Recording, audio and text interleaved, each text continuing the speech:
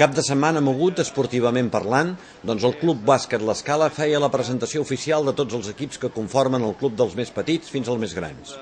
Al moment s'immortalitzava amb una fotografia de tots els grups.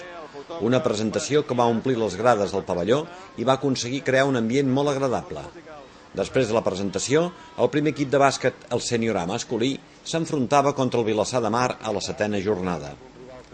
Un partit que es preveia difícil per l'equip local, doncs als primers minuts de joc, el Vilassar de Mar dominava la pista a base de triples. A mesura que avançava el partit, l'Escala agafava confiança i va iniciar una remuntada que va fer vibrar tots els aficionats. S'arribava a la mitja part amb un marcador bastant igualat i amb els locals centrats en el partit.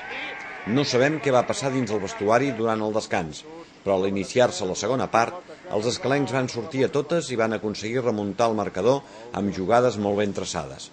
El partit s'acabava amb el resultat favorable per l'Escala de 87-69.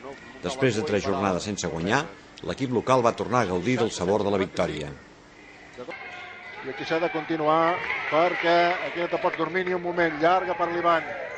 Ivan espera que arribi, no, ho decideix, no, al final sembla que l'Ivan Cistella, la deixa per Ramírez, manté per Litus, torna en Ramírez. 13 segons ara aquí en una bona posició per provar-ho, la pilota que no hi va, però ha sortit el Xavi Jaén, que li han fet de tot, i allà dins. Molt bé, molt bé. Pel que fa al futbol, males notícies. El primer equip deixava escapar els 3 punts al camp del Roses. Un partit on els escalencs es van avançar al minut 13 amb un gol de penal, una de les poques opcions de gol que va tenir. El Roses posava l'empat just abans de la mitja part. Pocs minuts després d'iniciar-se la segona part, l'Escala va perdre Pablo per doble groga i a partir d'aquí el coratge i les ganes de l'equip local van fer que al minut 76 Adrià fes el 2-1 pel Roses, aconseguint així la primera victòria en Lliga per l'equip. Actualment l'Escala comparteix amb el Roses les últimes posicions a la classificació, empatats amb 4 punts. Millor li van les coses al Tercera Regional, que aquest diumenge guanyava a casa per 3-2 al Sant Jordi Desvalls i per tant suma un total de 15 punts a la classificació general, trobant-se així dins els 10 primers de la Lliga. L'equip del CER, de tenis de taula, aquesta setmana descansava. Tot i això continua líder a la classificació, doncs el Lecanea d'Irún té els mateixos punts que el CER l'Escala, però amb un partit més.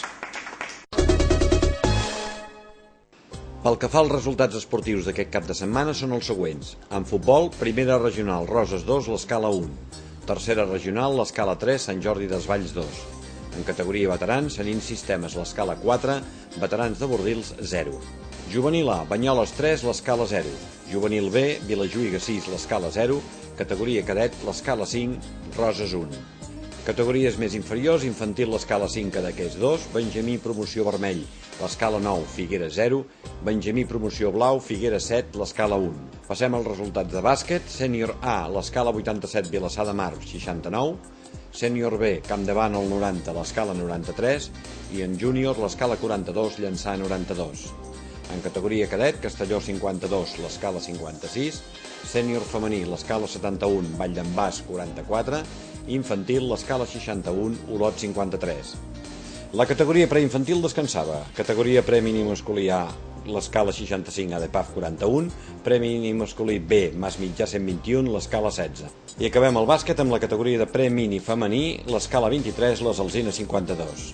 En tenis taula no tenim resultats, ja que la divisió d'honor i segona provincial descansaven i la primera provincial no es va jugar al partit per malaltia dels seus contrincants. I acabem ja amb tenis, absolut grup estany, l'Escala 4, Club Tenis Aro B 2, i en categoria absolut grup estany, Arbúcies B 2, Club Tenis l'Escala 5.